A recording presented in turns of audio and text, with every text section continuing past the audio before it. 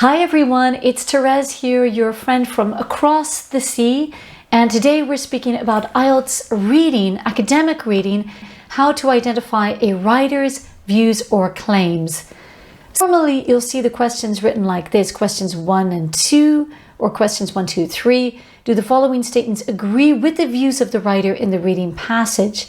Yes, if the statement agrees with the writer's ideas. No, if the statement contradicts the ideas of the writer, and not given if it is impossible to say what the writer thinks about this. You'll see the text on the right or the left of your computer screen or your paper if you're doing the paper-based test. Then you'll see those questions on the other side and then the statements below. Now today I've highlighted the statements in an orange color so they're really visible. You can see them. Number 1, volunteering abroad makes a person more aware of cultural customs and behavior. And number 2, Unite Today is a very high standard volunteering organization. So what we need to do now is we need to go back to the passage and see if those statements are true, false, or not given based on the actual passage. Now, we're not looking for information. We're looking for the opinion of the writer, and that's really the big difference with identifying information question. It's not fact, it's not info, it's the feeling, it's the idea of the writer. So it's really quite different. We're going to use a specific technique. That technique, number 1, read the statements carefully. Number 2, highlight the key words to know what you're looking for. 3, skim the text. Identify the same keywords or their synonyms. Synonyms are words with the same meaning. And then highlight or mark that specific extract of the passage with the theme or topic. 4, now apply careful reading and highlight any absolute words. Now the word absolute means very strong adjectives or adverbs that express the idea of the writer. Words like essential, definitely, absolutely, really. These are words that will really give you a clue as to what the writer thinks or feels. So we're back at the passage now. We're going to highlight the key words. Number 1, volunteering and cultural are the key words. They're highlighted in yellow in the text. I've done that for you. And we're going to highlight that extract and read carefully. Volunteering is not only an act of generosity to give one's time to help others, it's also an opportunity to study another culture and experience the challenges of different countries. Going back to the statement, do you think the writer says that volunteering abroad makes a person more aware of cultural customs and behavior? This is quite tricky because in the text, there's a reference to culture, but there's not a direct reference to customs or behavior. So we can't really say that this is true, but it's also not a complete contradiction of the writer's opinion. So we could say this is not given. Number 2, Unite Today is a very high standard volunteering organization. Our keywords here are Unite Today, that's the name of the organization, and high standard. Now we don't find high standard in the text, but we do find its synonym, one of the best. So best, high standard, these are absolute words.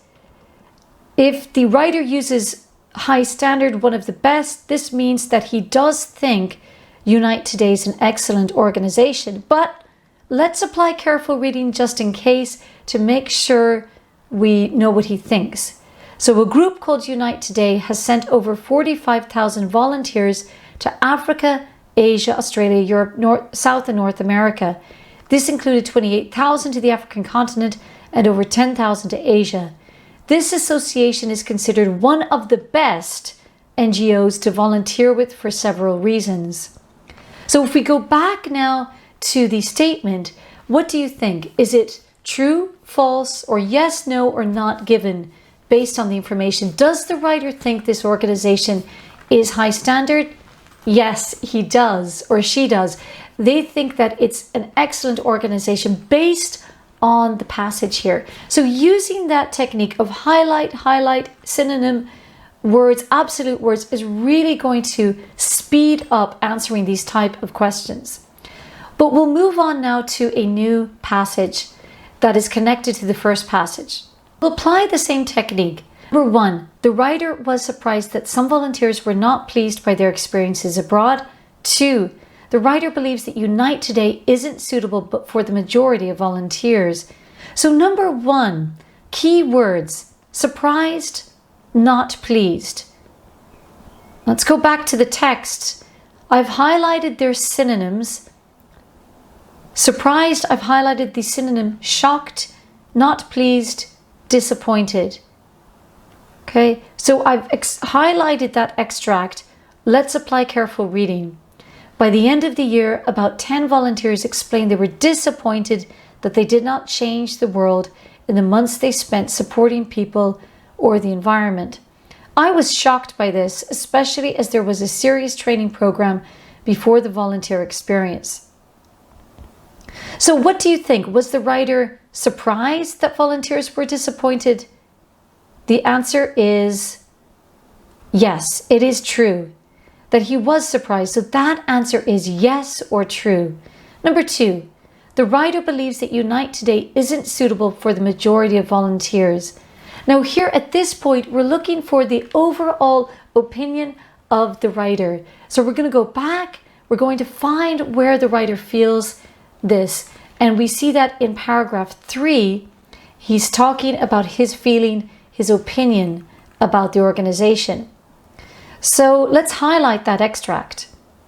Having spoken to so many volunteers, it's essential that each volunteer choose a mission that matches not only his studies but also his interests. For example, an anthropology student who likes music could opt for a volunteer program teaching music to native people of the Andes. The duration of a volunteer program is important. To make a difference in a community, volunteers should continue a voluntary work program for at least 1 or 2 years. In that way, they can learn about the country in more depth, understand the level of the problems, and network among the organization to make a stronger impact. What do you think? Based on the information that we just read, does the writer believe that Unite Today is not suitable? No. We cannot say that. It's not a complete contradiction. But on the other hand, he does think that the program is suitable for the right person if it's adapted correctly. So we can say that this particular answer is not given. Let's recap over the technique for identifying writers' views or claims. Firstly, read the questions very carefully. Then you want to identify keywords in the question. Go back to the passage. You're identifying those keywords or their synonyms. So it's useful to have a good range of synonyms. And then you are applying careful reading to understand the writer's opinion. How do you understand the opinion of a writer? You're looking for absolute words like essential, definitely, very. Those will give you a clue as to the emotion of the writer. So thanks for watching, everyone. Good luck in IELTS academic reading, and I'll see you in our next video. Bye.